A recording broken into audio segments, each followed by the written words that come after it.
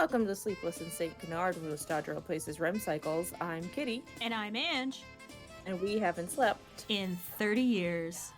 This is a podcast about the 90s classic cartoon Darkwing Duck, and love is in the air.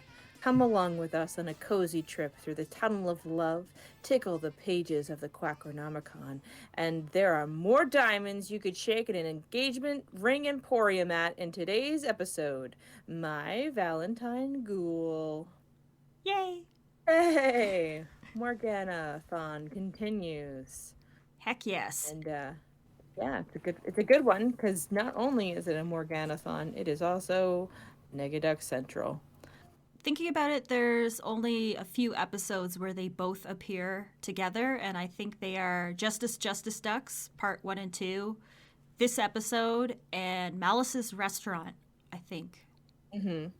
Yeah, definitely. So, very solid episodes, too, because Negaduck is great on his own, but there's something about the dynamic of the three of these characters together is great.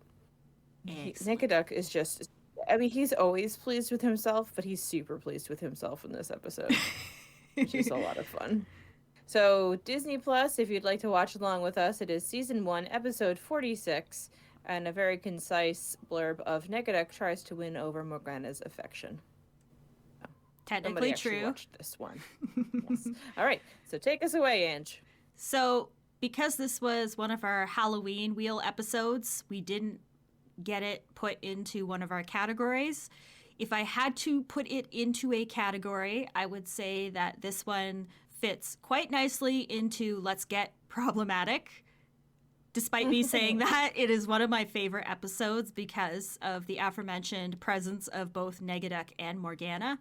But as I know we will cover and get into it, there's plenty of points in this episode when you're watching it when you realize this definitely would not have gone over well in present-day cartoons. So essentially, this is a classic love potion episode.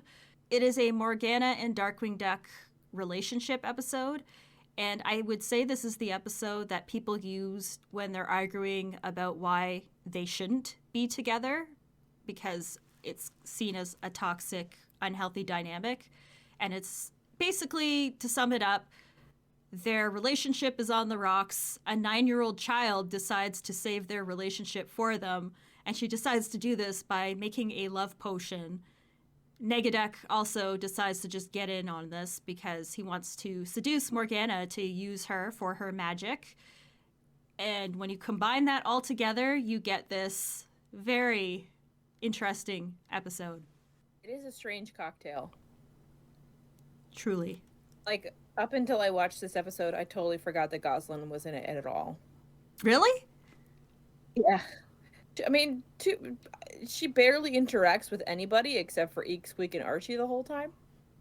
Like, did Darkwing even know that she was following them on their date? Like, was he aware that entire time? Or was she just stalking her dad because she does not have any other hobbies? That was one of the notes that I made to myself. I'm like, do they even know that she's there? Like, what's happening? So My Valentine Ghoul. Let's jump on in here. So our episode opens up with Darkwing and Morgana having a date in a graveyard, Lady and the Tramp style, which is interesting because the table that they're using is a coffin with a tablecloth on it, and but apparently this is normal enough that a skeletal hand produces a tentacled egg thing for Darkwing to eat, who's not enthusiastic about it. And as we mentioned, Goslin, Eek, Squeak, and Archie are just kind of hanging out in the graveyard too, watching their date. Which, like, if Darkwing is like, oh, I have a date with Morgana, just, hang out, that's kind of weird.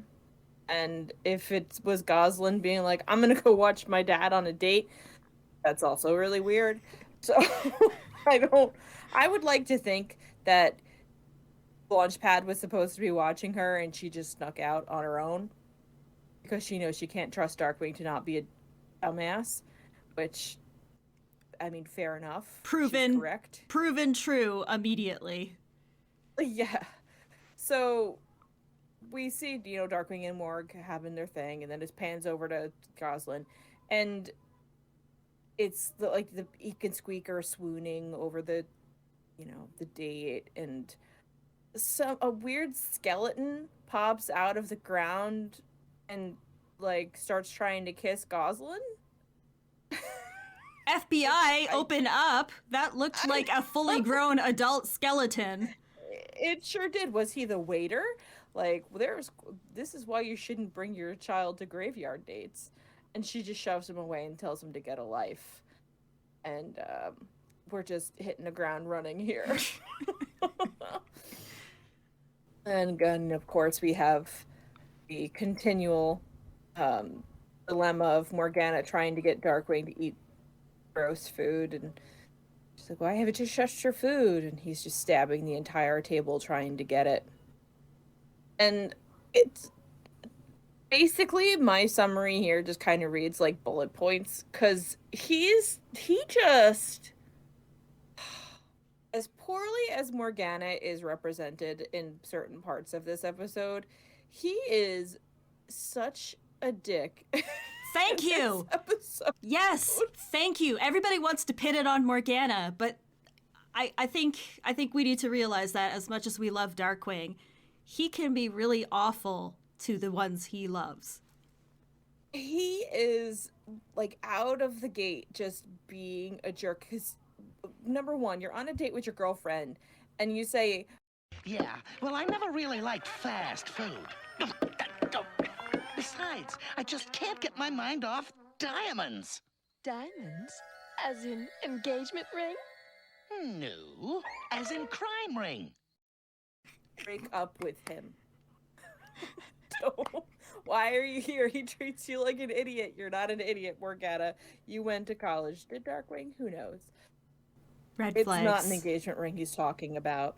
Yeah, it's just red flags the size of skyscrapers. So yeah, not an engagement ring. There's apparently a crime ring going around. He's an idiot. And Morgana is understandably bummed, but she bounces back really quickly, in my opinion, because she's like, oh, okay. She's like, well, I could help you. She's trying to be involved with him and show that, hey, well, I could help you with that. And he is immediately just a jerk about it. Diamonds are disappearing all across St. Canard. Oh, I see. You're talking about a case. Well, I could help you with that. Hold it. The last time you helped me, you turned me into a rutabaga. Well, that was just a teeny accident. Oh, sorry, Morgana, but I just can't have you getting in my way again. It's like, what? Dude. And I don't really know the time frame of this, but it seems like this is the day before Valentine's Day. Yes. He's telling her that he can't have her getting in his way when she offers to help him with his crime solving.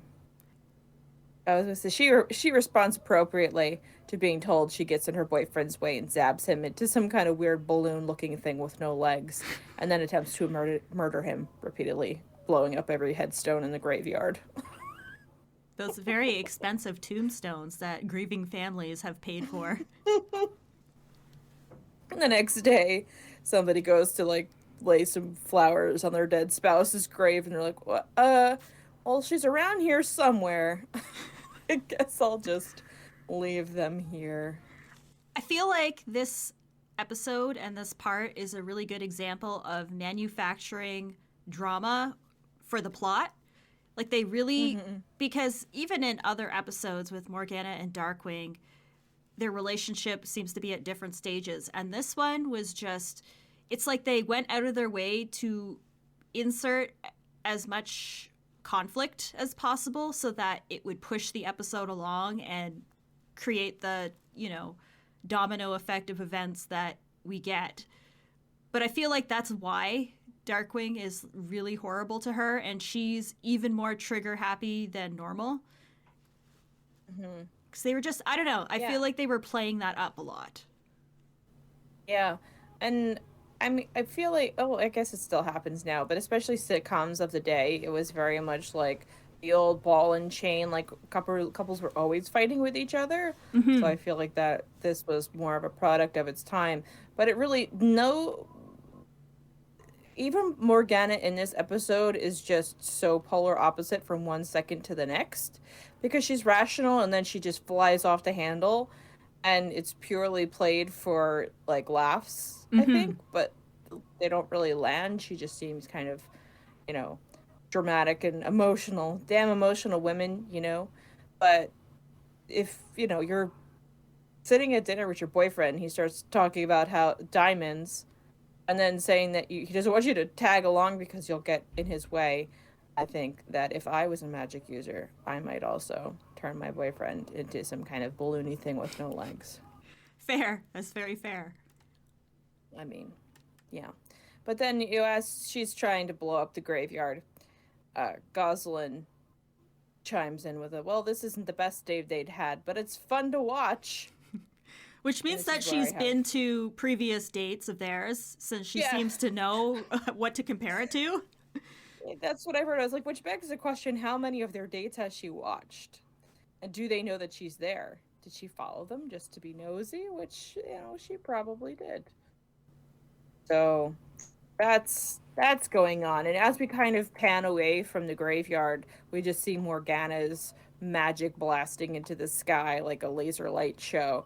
And it's just such a stupid transition that it made me laugh because it pans literally down the street from the graveyard and Negaduck is standing on one side of the street just on the sidewalk in a garbage can or behind a garbage can. I don't know. I couldn't figure out that screen. But he's just watching a couple literally on the other side of the street, but he's watching them through binoculars. He's just like, he's not inconspicuous, which I don't know how he could be inconspicuous in a yellow suit, but it's just a visual thing that cracked me up. And he's watching the worst proposal ever in the history of the world going down. With a, will Myrtle, will you marry me? And then, of course, Myrtle gets zapped by Morgana's loose fire and magic and turns into a weird-looking dog person. And her beloved loses his shit and bolts. He's still holding the ring in its box at arm's length as he's screaming and running away. And there's a swipe cut to Negaduck holding the ring in the same position. What's the matter, pal? Don't you believe in love at first fright? I'd better check this out. But it's like, how did he get it? Did the guy throw the, like, he still had the ring in his hand. So, and that's the last we see of Myrtle and this poor guy. So I guess we'll never know. But I kind of wonder. I have to wonder if Negaduck, you know, got that ring from him, knocked him out, or who could say? But Negaduck seems very pleased with himself because, again, when doesn't he? But this episode, it seems like Negaduck is just like having the best time in this episode, and he laughs at his jokes in this episode more than I think he does in any of the other ones he appears in. That's probably why it's one of my favorite episodes with him, is just because of how... It's great. Every time. He's just like, if no one's around to appreciate it, he damn well is going to appreciate his own cleverness. So now that he has this guy's diamond ring, which we never see again, it's just, I guess, supposed to let you know immediately that Negaduck is the one that's been stealing the diamonds, which, you know, mission accomplished. And he finally notices the chaos that's happening at the graveyard and goes to investigate. And he sneaks along in typical cartoon fashion, hiding behind things.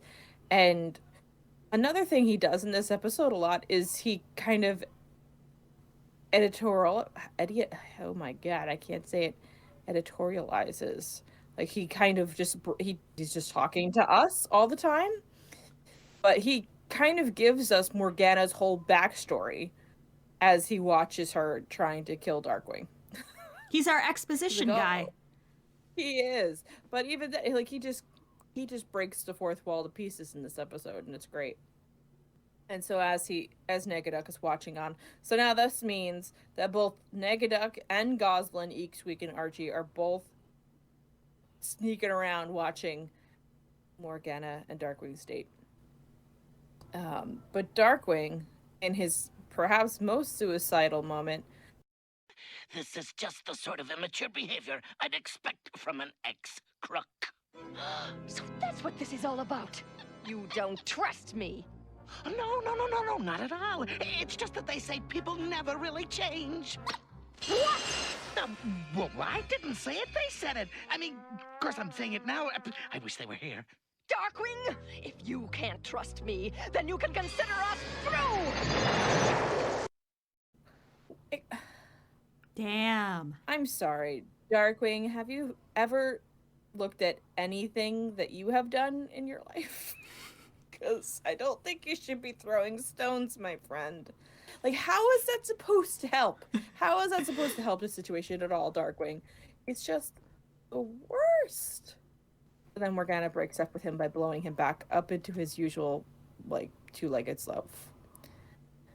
And as she storms away, Negaduck's slide whistle appears from behind a headstone to explain his intention to the camera. Her magic would fit perfectly into my plan. Time to go A-Courtin. He's just just not wasting any time. This is one of those episodes where he's just at his peak Negaduck, but a lot of people seem to think he's very edgy and serious and angry all the time. And I feel like this episode really breaks that image because of all the reasons you mentioned previously, and just his overall behavior is just hilarious. Yes, he's just Negaduck. And oh yeah, so time to go A-Courtin.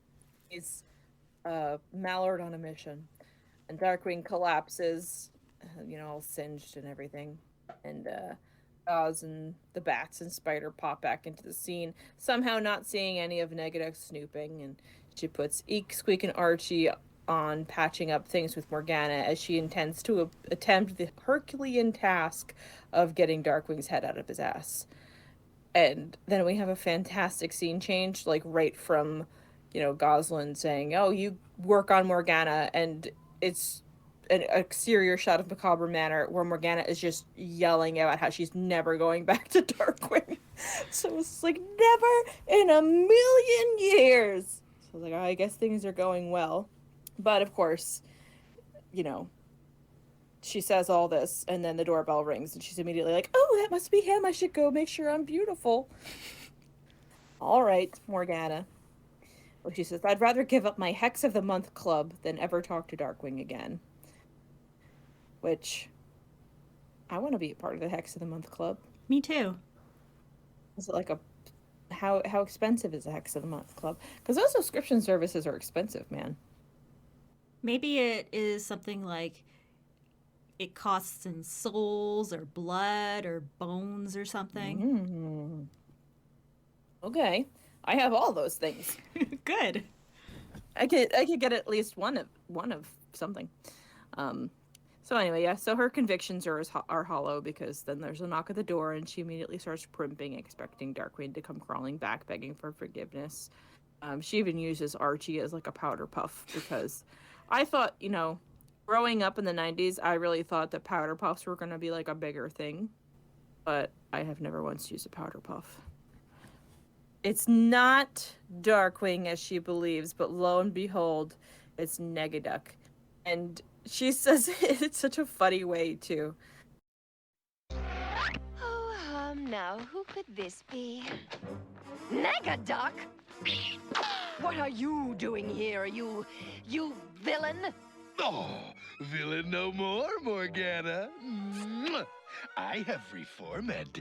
I find that hard to believe. He doesn't even know how to say the word because it's not a concept he'd ever consider. It's so good. And he is just so crazy good in this scene because he's just so obviously hamming it up because she's obviously suspicious because of course she should be. And then Negaduck just starts sobbing, like hamming it up even more. And he's like, if you don't trust me, who will? And then he starts thrashing on her couch in like a toddler tantrum, hysterically sobbing. And Morgana is very uncomfortable with everything that's happening. And of course, Trick caves in to try to make him calm down. And what is like one of my favorite bits in the entire show is as she's soothing him mid tantrum, he just goes, like in between, If you don't trust me, who will? That is, Oh, well, of course I trust you. Oh, thank you. You don't know how much this means to me. Morgana, I'm sorry. Yeah. So good, and he does it a couple times, and every time it's so funny because it's a nod, I guess, to the kids watching, being like, no, he's not really sad, he's just evil. But it's also just Negaduck not being able to contain his own glee with himself. It's fantastic. So of course, as he's hugging Morgana, cry laughing into her shoulder, that's when Darkwing actually comes crawling back and sees Negaduck hanging on her. And the look on his face, it's this smarmy look that is just perfect in all ways. Yeah, it is, because he's just like, and Darkwing's flowers wilt at the sight. And she's like, oh, you won't believe it. Negaduck has changed his evil ways. And he's like, you're right, I don't believe it. And then Negaduck's like, no, I really am. I'm reformed. I make candy now. Nega sweets. I make Valentine candy.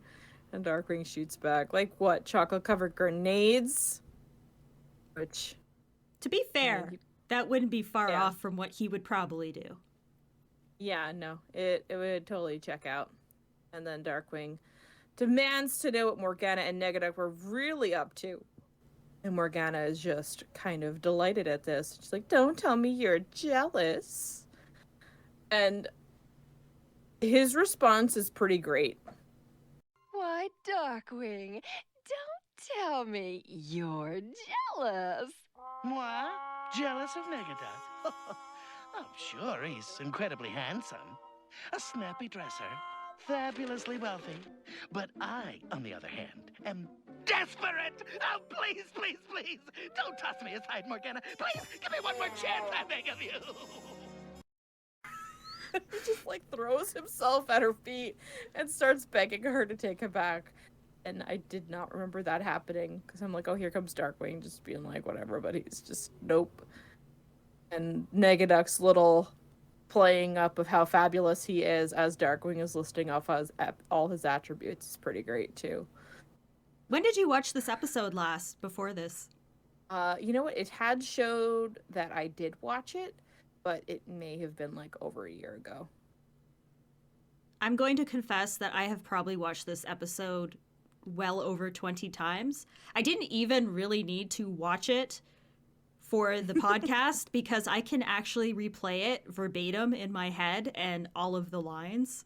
It's kind of perfect. Kind of perfect. This is why we have a Darkwing Duck podcast.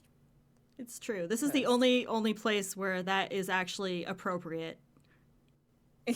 So you're saying I shouldn't have watched it at all and you could have just done it for me? Would you do the voices? I'd try. I don't think I could ever truly mimic Negaduck's deep, sultry, cigarette-smoking voice. He does get down there in that low octave a couple times this episode. So there's 13 episodes counting the original Negatron Negaduck that he appears in. And throughout these episodes, Jim Cummings, his voice for Negaduck kind of varies. There's some episodes where it's a bit higher up and others where it's a bit lower. And in my opinion, this episode is the perfect pitch. It is just at like the volume that he hits for all of the lines on this, I think was peak Negaduck of all the episodes. It's really good. Because he does tend to go a little higher sometimes, which I'm sure was because doing the lower register hurts his voice. But yeah, so that made me laugh. And then, Darkwing saying that he's desperate and begging her to take him back. And he promises to take her out for the best date of her life. And Negaduck lays it on thicker than molasses of his fragile state, immediately turning to the couch to cry again. And he's just sobbing, and of course looks over his shoulder and goes, in the middle of it all. Then Morgana, revealing her true intentions all along, suggests that all three of them go out. Because that's not weird at all. Morgana's like, finally, my moment. Why choose when I could have it all? Darkwing challenges her, but then backs down when he's reminded of the foot he'd lodged so deep in his mouth he could pick his nose with a toe. You want to bring a criminal on a date with us? Former criminal. Or do you still think people never change? Who, me? No way. Then let's forgive and forget. Yeah, let's let bygones be bygones. From now on, we'll all be pals. It just kind of puts Darkwing in a headlock that I don't think he releases him from for like 24 hours, is what I would like to think. Because the next time we see them, they're still in the same position. And then I guess we just flash forward to Valentine's Day, where there's a carnival going on.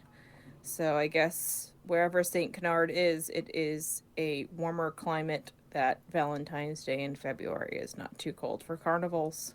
And we kind of start with the sideshows, and there's a tattooed man, a two-headed dog-nosed person, a sword swallower, a fire breather, and a snake charmer. And Morgana feels immediately at home around all these weirdos. And a lot of those characters are just not animated. They're just standing there. This carnival's nothing but a bunch of creeps, mutants, and misfits. Oh, just like my last family reunion. So, are you boys having fun? No. Yes. Good. Now let's see. What should we do first?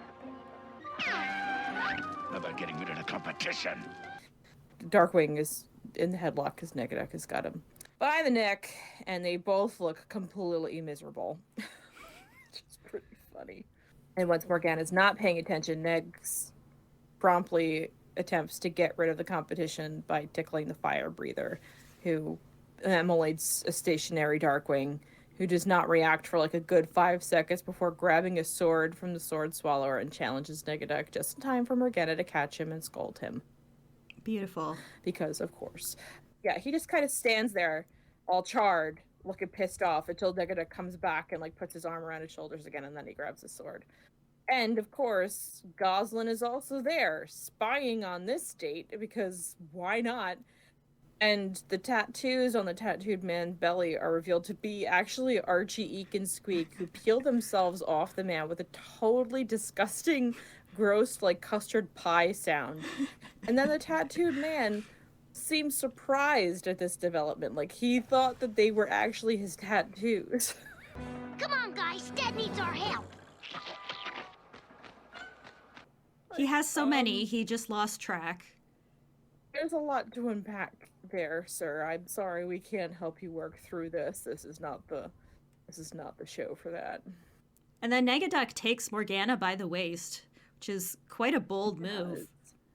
He does it a couple times. She's her waist grabbed quite a bit in this one. And Negaduck leads them to the perfect Valentine's Day ride, the Tunnel of Love. Ah, here we are. The perfect Valentine's Day ride. Negaduck, you are not taking my date into the Tunnel of Love. Why, of course not, Dark. This is a ride for lovers. Now you two enjoy. Whoa, okay. Judging by how Darkwing reacts, when she asks him for a kiss, I don't know that they're quite lovers. But yeah, as he's seeing him off, a halo appears over his head. Beautiful. Just beautiful. Like, where did you get that from? But Darkwing wonders if he misjudges Negaduck's sudden 180, and Morgana is appreciative of this. Of course, until Negaduck swivels around a Cupid to shoot at Darkwing while they're in the Tunnel of Love. But nobody sees this.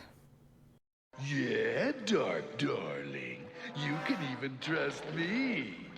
Trust me to obliterate you. Just talking to himself. Keep in mind, And then too, Morgana- that this just happened minutes before Negaduck tickled the fire-breathing guy who set Darkwing on fire. And now Darkwing's like, maybe I was wrong. Maybe I misjudged him. Oh, maybe he's actually a pretty good wingman. But then, yeah. Consistency. Morgana asks Darkwing for a kiss, and Darkwing shorts out. Of course, as he's about to kiss her, he gets clobbered by the Cupid's arrow, and Morgana is left high and dry. A kiss? Sure, why not? I mean, one kiss coming up.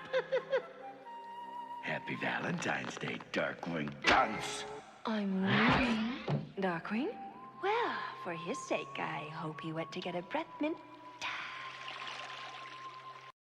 And it's like he was there and just poof, he's gone.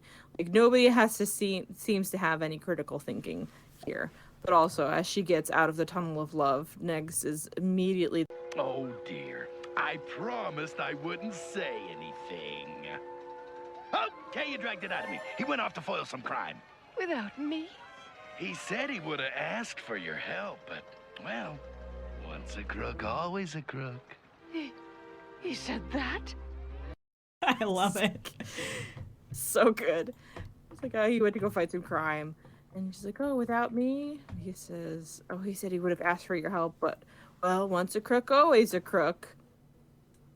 That Negaduck. And then, of course, she rants along about what a jerk Darkwing is, and Negaduck is just standing there nodding. It's pretty great. And then Eek, Squeak, and Archie bring Goslin back to Morgana's to meet the Quackernomicon. I think his name is Edwin. Like, he was... Edwin? In the Edwin? Oh, the voice actor. Like the actor. Oh, okay. Yeah, he's not the voice actor, but he sounds like him. He's the guy who did the voice of the Mad Hatter in Alice in Wonderland. It's a voice that people seem to imitate a lot, like Alan Tudyk in Wreck-It Ralph as the King of Candy, or whatever the heck that guy's name was. He talks like him too. Oh, that's true. His name is Edwin. So yeah, that was another thing too. And for as much as they put into the Quackernomicon, like, this is the only time we see it, right? Yes. It's just interesting. And of course, it's a play on the Necronomicon. But you could call me Quacky. I mean, he's kind of cute. I kind of wish he was in it more, but I don't really have a burning desire for more of Quacky the Quackernomicon. But he supplies Goslin with the information as to how to make a love potion.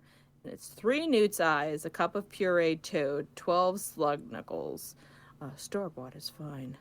But Goslin is super excited about the slug knuckles, as she should be. I would be too. And then makes this love potion, and of course Archie gets hit with it and immediately gets inappropriate Pepe Le Pew style with one of the bats. Can we talk about the fact that Goslin has no magic background whatsoever, and yet she flawlessly pulled off a love potion? She nailed it, yeah. Because when you think about it, that's probably one of the harder types of magic. Even though it's temporary, it still involves, taking control of another person's affections. Genie and Aladdin couldn't do it, but Goslin can. Exactly. It's pretty impressive. Goslin makes a love potion, and then Negaduck is asking Morgana if she ever thinks about going back to her life of crime. And this is one of the few instances that I recall in the show where he has the big fanged teeth as he's talking to her. Mm-hmm. And she's just trying to, like, basically chop his head off with the door and get him outside. Like, all right, it's time for you to go. And then he stands on her porch and talks to us, the viewer, about how this may not be so easy as he anticipated until he makes Morgana fall for him. As if he's going to leave and come back later to try something else, and instead he just rams the door open and sweeps Morgana off her alleged feet, or at least tries to. And he's, like, dipping her. But it's just so funny that he's just like, oh, well, this might take a little bit more time than I thought. It's like, blam! Just back in. He's tagging himself back in. As she's, telling him, he's like, oh, we are made for each other. And she's like, the only Doug I was made for was Darkwing, and I'm not even so sure about him anymore. Of course, as she's saying this, Darkwing comes in and is like, oh, I caught you cheating. But she was literally just saying that how you're the only Duck for her. Like, if everybody had just walked in, if Darkwing had arrived 5 seconds earlier in, like, every scene in this episode, it would have been a lot shorter. And she says, why should I explain? You're the one who disappeared, remember? And she's got a point. She does. I mean, you did abandon her on Valentine's Day, even though he did have a valid excuse because he was pinned to the wall. And Goslin takes this time to try to spray Morgana so that she falls in love with Darkwing again and gets Darkwing instead. And he gets super, super buddy-buddy with Negs. And he just kind of, like, just goes deep diving in there and just puts him in a bathrobe and slippers. And his little slippers are little duckies. They're so cute. And he says, me and Negaruti are bros at some point.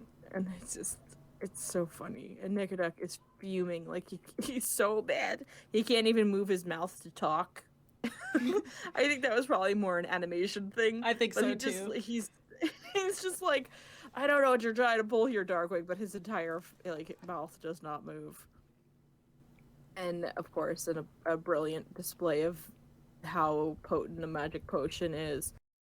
Me and Negaruti are bros, compadres, chums. I don't know what you're trying to pull here, Darkwing, but... Oh, what's the matter, Negsy, old pal? Is there something else I could do for you? Yeah, go jump off a cliff! Yo, anything for you, Negmeister?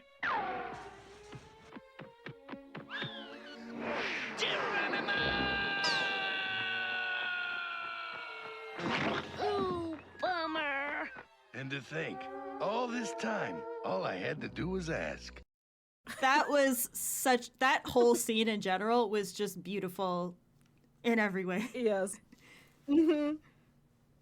It's fantastic.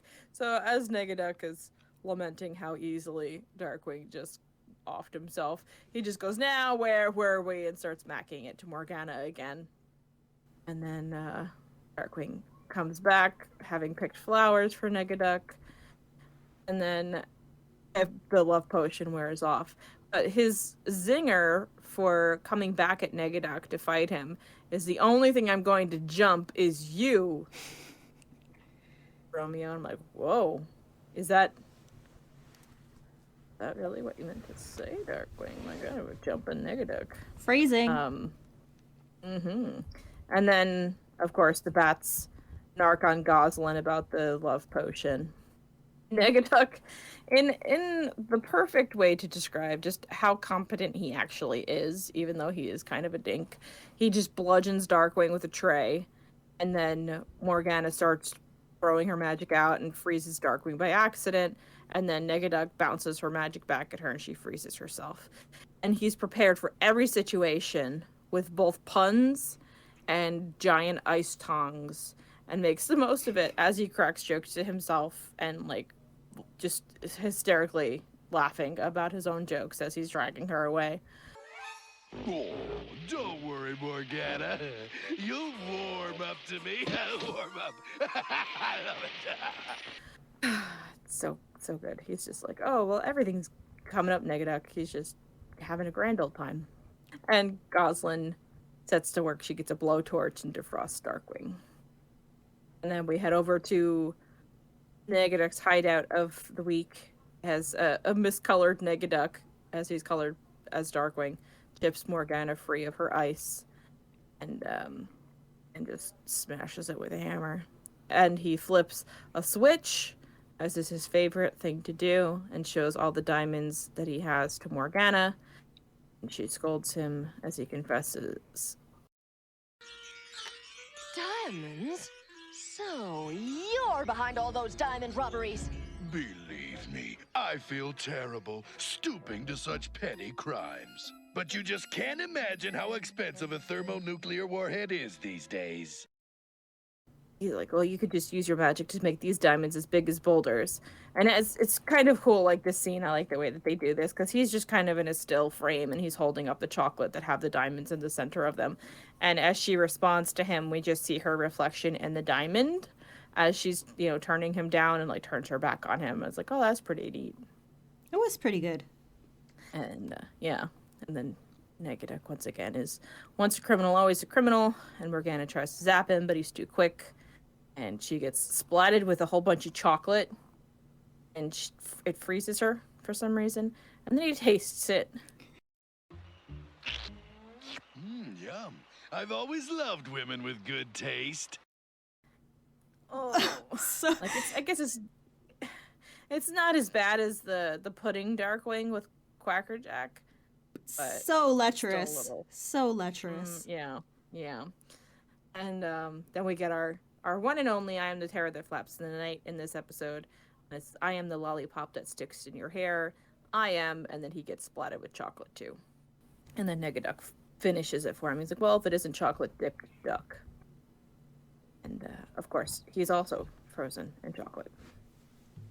And Goslin comes and attempts to clobber Negaduck, but in the way of Darkwing Duck characters everywhere, she announces her presence to him before she jumps off the giant whatever she's on to smack him with her hockey stick. But she gets love potioned instead. And then this is where she's quote-unquote in love with Negaduck, but she's just kind of like the same way Darkwing was. Like, oh, buddy, old pal, let me know if anybody bothers you. And then Darkwing breaks free of his chocolate prison with his buzzsaw cufflinks. And as he goes to fight Negaduck, she just bites his leg. She's just like holding onto Darkwing's leg with her teeth. And then Negaduck shoots them with frosting because, sure. Oh no, Goslin shoots them with the frosting because she's still quote-unquote in love with him. And then she hugs him as the love potion wears off. And he just looks so furious. Pretty great. He's ready to kill that child. He sure is.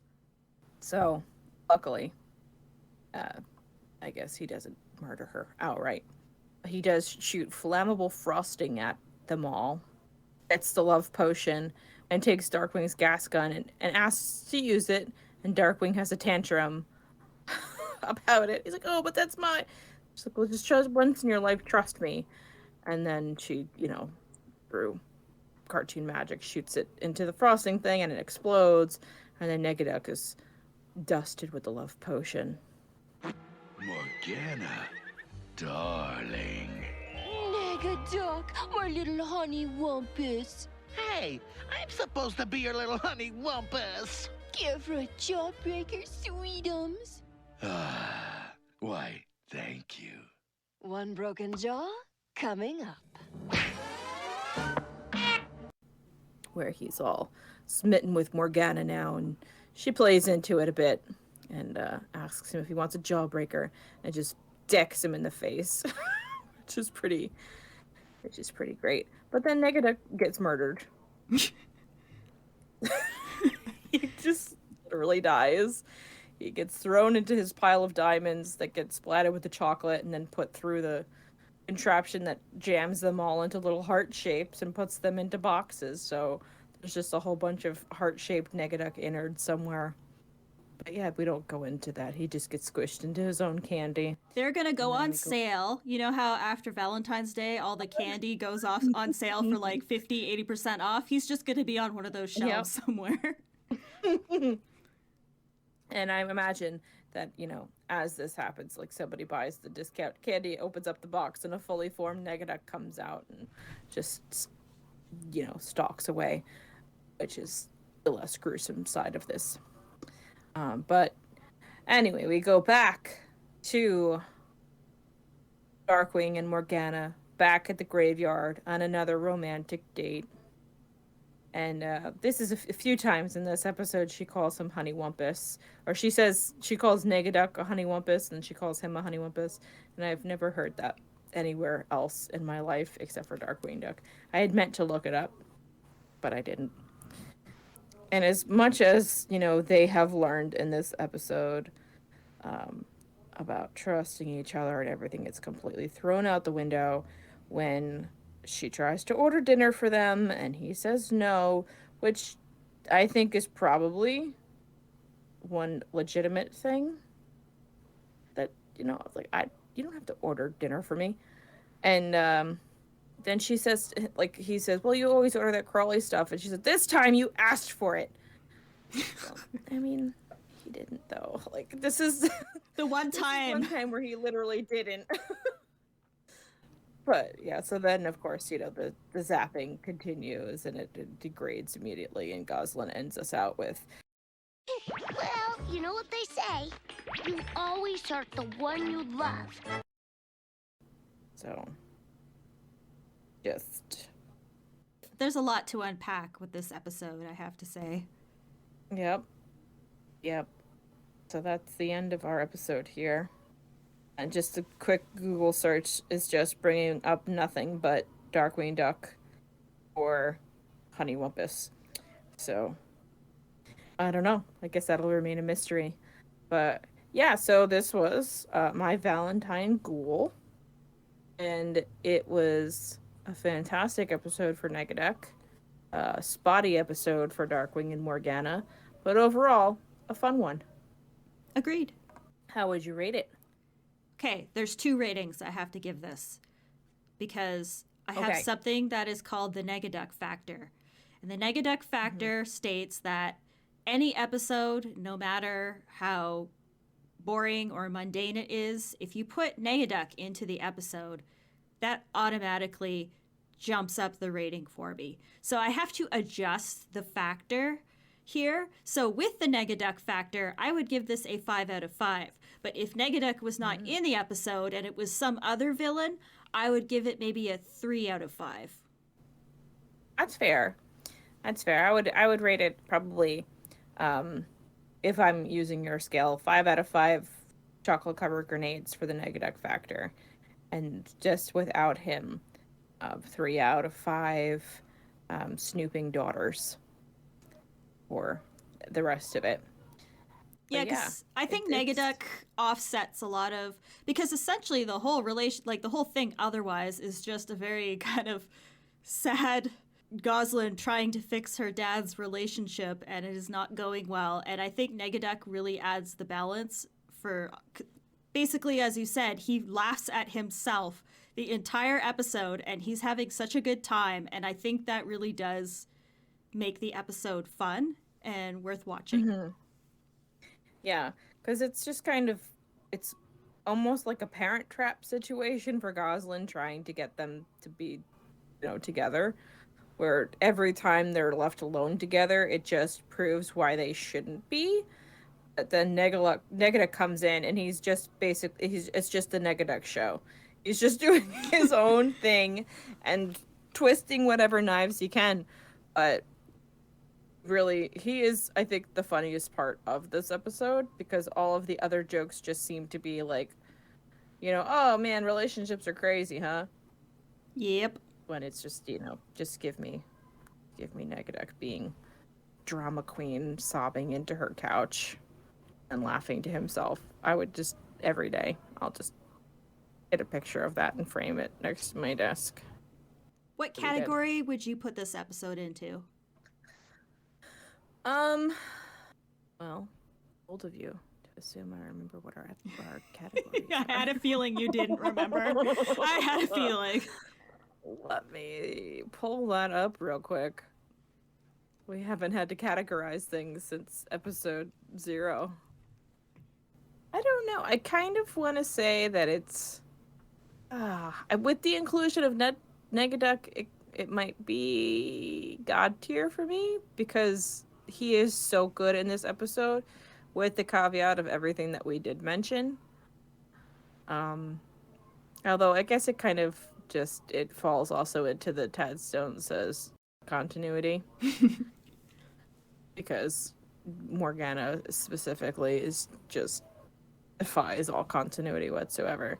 But yeah, I would probably put it as God tier because it's definitely one of the ones that I go back and watch more than 90% of the other ones. It's true. I noticed when I used to watch this episode originally before the DVDs were released, when they're in the factory and Negaduck is shooting them with the chocolate gun thing and he shoots them with fire, they cut out a line, and I didn't know that at the time. And then when I watched the DVDs, because I've watched this episode so many times, he says, Hope you like my frosting. It's my specialty. Low calorie, high octane. and immediately I was like, that was cut. I've never heard that line before. And that just goes to show you how many times I've watched this that I just knew immediately. And sure enough, I looked it up, and I guess they cut it.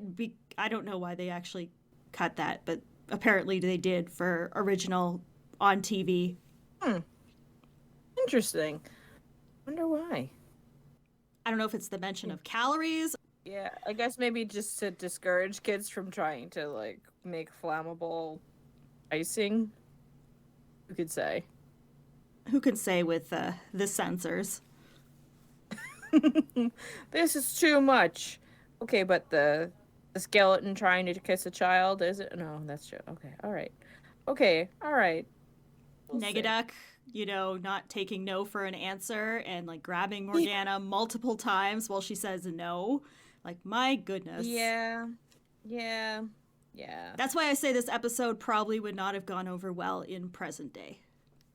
No, he's definitely no means no is definitely not a thing in this episode.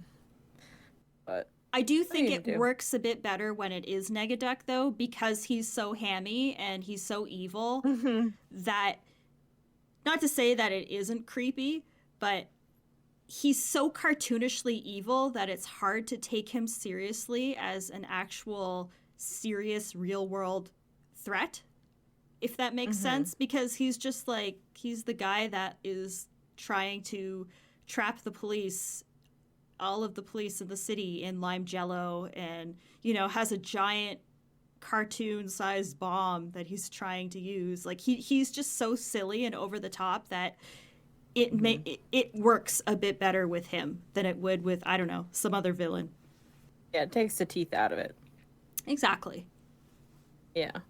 No, I agree. Yeah, and also I think it helps too because you just get the feeling like he doesn't care. Like, he's not actually gonna go through with anything. He's trying to make her fall in love with him, but I feel like that's basically where it would end.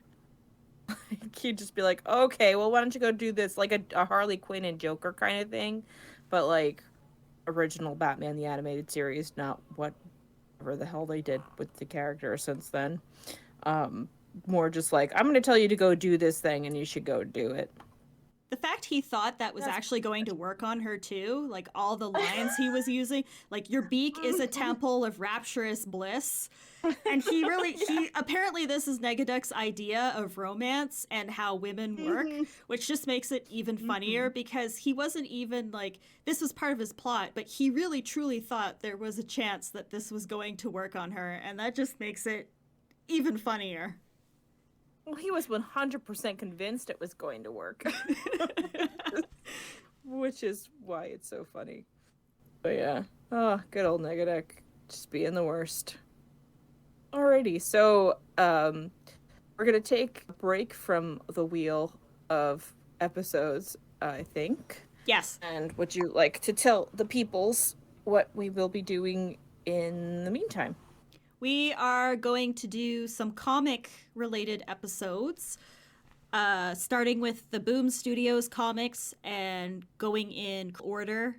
because I have a lot of involvement and past with the comics, whereas my beautiful co-host Kitty here has never read the comics. Is that correct? That is correct. I think I have one random issue of it, and I think I read like 5 pages of it until I got to a miscoloration on Bushroot, and I'm like, I don't have time for this. Closed it. So I have nothing. I have kind of a little bit of knowledge just from what I've picked up with, you know, the fandom and all that, but 90% of it, I have no idea what's going on. Yeah, so it's going to be fun because I am going to summarize and give you a walkthrough of the comics with some behind the scenes stories and history and spilling of the tea spilling. You know what I mean? Because there is a lot of tea to be spilled when it comes to the not the classic old 90s like Disney Adventures and Disney Afternoon, but starting from 2009 and onwards, those comics. So we're going to talk about that.